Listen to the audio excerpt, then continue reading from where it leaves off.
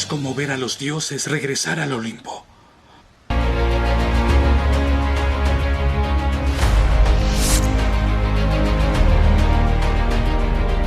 En el video anterior, hicimos una autopsia a las peores madres de la televisión y descubrimos que detrás de sus risas se escondía un daño psicológico profundo. Hoy vamos a equilibrar la balanza, pero no esperen encontrar héroes impecables. Atrás quedaron los arquetipos de padres infalibles y moralmente perfectos de la televisión clásica. En el mundo real, la paternidad está llena de fracasos conyugales, ansiedades económicas y deficiencias. Hoy vamos a analizar a 3 de los titanes de la comedia moderna: Hal Wilkerson de Malcolm, George Cooper de Young Sheldon y Julius Rock de Todos odian a Chris. A simple vista parecen caricaturas: el inmaduro caótico, el sureño perezoso y el tacaño extremo. Pero vamos a aplicar la misma lupa analítica de nuestro video anterior. Al quitar las risas enlatadas y explorar sus sacrificios silenciosos, descubriremos cómo el caos, la tacañería y la incomprensión eran en realidad los mecanismos de defensa más puros de amor y supervivencia. Prepárense para descubrir quién es realmente el mejor padre de la comedia, porque detrás del escenario, las cosas son mucho más complejas de lo que parecen.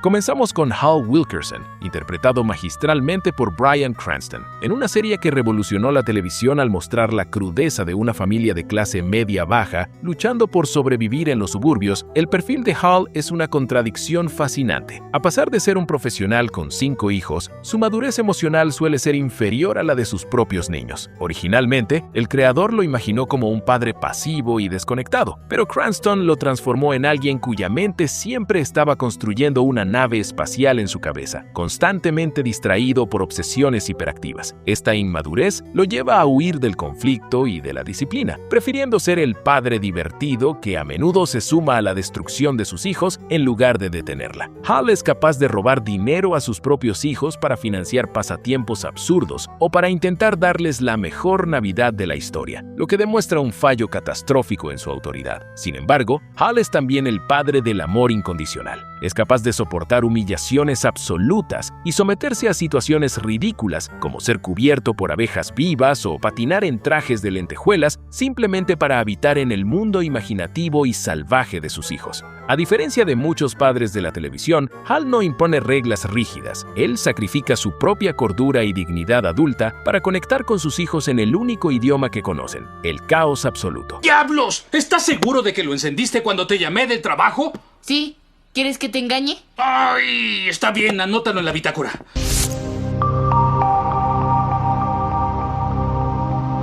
La neurosis central de Hal quedó inmortalizada en la cultura pop a través del momento Hal. Este término define la incapacidad de completar una tarea sencilla debido a una cadena de distracciones hiperfocales. Todos recordamos la famosa escena. Hal va a cambiar una bombilla fundida, nota que el estante está roto, busca un destornillador, nota que un cajón rechina, va por grasa, la lata está vacía, decide ir a la ferretería, pero el auto hace un ruido extraño. Horas después, cuando Lois le pide que simplemente cambie la bombilla, un Hal exhausto y cubierto de aceite bajo el auto le grita: ¿qué parece que estoy haciendo? Esto resume perfectamente su paternidad, un esfuerzo genuino y monumental que resulta en un desastre logístico total. Este legado caótico fue revisitado recientemente en 2026 con el estreno de la miniserie Malcolm in the Middle. Life is Still Unfair. Aquí encontramos a un Hal envejecido enfrentando la crisis del nido vacío y cuestionando su propósito de vida tras sobrevivir la anarquía de sus hijos. La miniserie demostró que detrás de toda esa energía desenfrenada siempre hubo un hombre profundo, añadiendo una capa de duelo real a la comedia.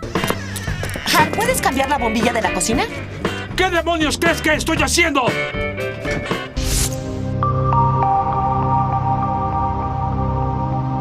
Si Hal es el caos, George Cooper de Young Sheldon es la tragedia de la continuidad retroactiva y el estoicismo incomprendido. El caso de George es fascinante porque la audiencia ya lo había juzgado antes de conocerlo. En The Big Bang Theory, el Sheldon adulto y su madre Mary describían a George como el peor estereotipo sureño, un padre perezoso, ignorante y adúltero. Pero cuando se lanzó la precuela, los creadores revelaron que esa leyenda oscura era solo la percepción sesgada y amargada de un niño incapaz de entender el sacrificio de los adultos. El verdadero George era un entrenador de secundaria que asumía todo el peso financiero de la familia. A pesar de no tener el vocabulario para comprender la genialidad de Sheldon, George hacía esfuerzos monumentales para conectar con él. En un viaje a Cabo Cañaveral arruinado por la lluvia, en lugar de frustrarse, George le pregunta a Sheldon sobre la ciencia de los relámpagos para calmar su ansiedad, logrando que su hijo lo recuerde como el mejor viaje de su vida. Y cuando la atención hacia Sheldon margina a su hermana Missy, George se pone un traje para llevarla a cenar a solas a Red Lobster, estableciéndose como su pilar emocional primario. George nos demuestra que ser un buen padre no requiere ser un genio, sino estar presente cuando realmente importa. ¡Ya basta! ¡Está obeso! ¡Mediana edad! ¡Le duele el pecho! ¡Dese prisa! Muy bien.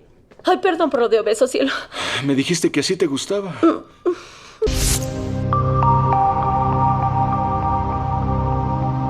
El aspecto más poético y cruel de George es la espada de Damocles que colgaba sobre su cabeza. La audiencia siempre supo que moriría trágicamente joven. Esta fatalidad le otorgaba un peso elegíaco a cada interacción. Su instinto puro de sacrificio quedó claro cuando durante un tornado se arrojó sobre Missy contra el suelo para protegerla con su propio cuerpo. En el devastador final de la serie, los guionistas decidieron no mostrar su muerte en pantalla, enfocándose en la reacción de la familia cuando llegan a dar la noticia.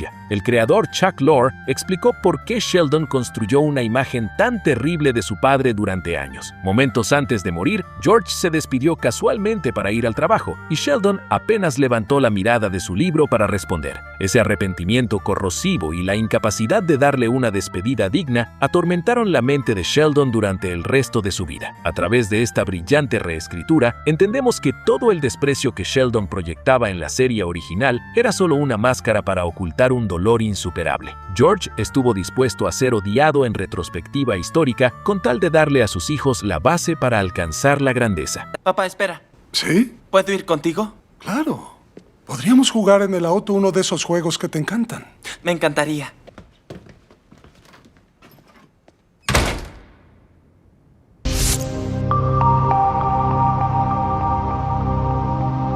En un extremo completamente opuesto se encuentra Julius Rock, de Todos odian a Chris. Interpretado por el inmenso Terry Crews, Julius es la representación cruda y conmovedora de la paternidad en la clase trabajadora afroamericana de los años 80, en el infame y violento barrio de Bed-Stuy. A diferencia de Hal, que huye de las responsabilidades, o de George, que lucha por comunicarse, el principal lenguaje de amor de Julius no son los abrazos ni los discursos, es la pura y brutal supervivencia económica de su familia. Trabaja incesantemente en 2 o más empleos simultáneos y rara vez se le ve sin su uniforme de repartidor de periódicos o de guardia de seguridad. El motor de la brillante comedia de la serie es su extrema y matemática frugalidad. Julius tiene el superpoder de calcular el costo exacto con decimales de cualquier recurso desperdiciado. Cuando se derrama un vaso en la cocina, su preocupación no es el desorden, sino el valor evaporado. Gritando desesperado, esos son 49 centavos de leche derramada. Alguien se la va a beber. Aunque parece un chiste, su comportamiento es el pánico omnipresente de un hombre intentando mantener un techo seguro en un vecindario asediado por el crimen y el crack. ¿Qué haces? Practico karate. ¿De qué te sirve el karate? Para mi padre no tenía sentido aprender nada que no te consiguiera empleo.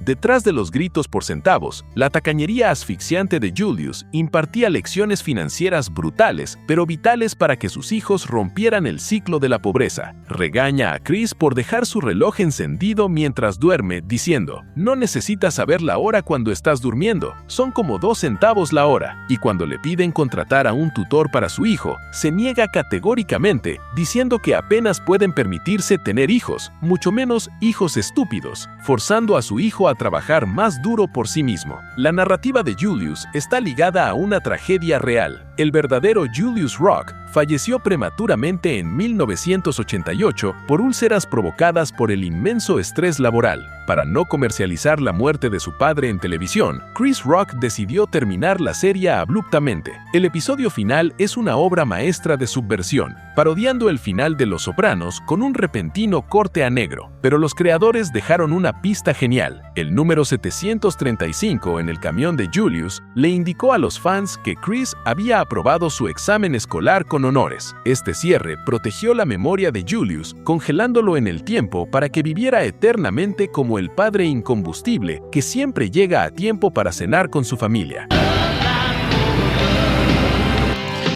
¿Lo pasaste? ¡Ábrelo! ¿Y está frito? Delicioso. ¿Y qué dice?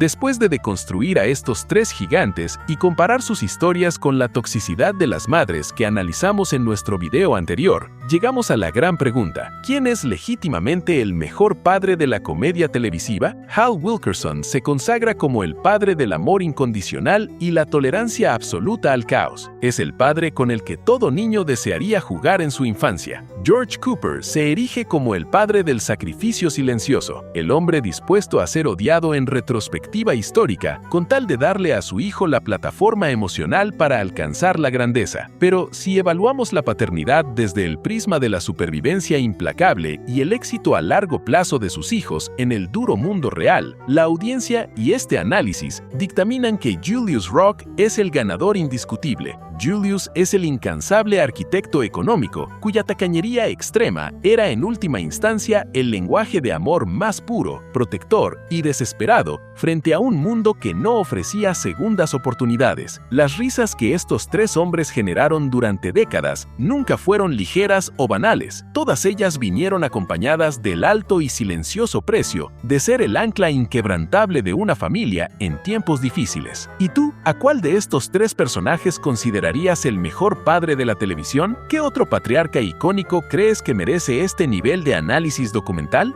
Déjame tu opinión en los comentarios. No olvides suscribirte para más autopsias televisivas y nos vemos en el próximo video.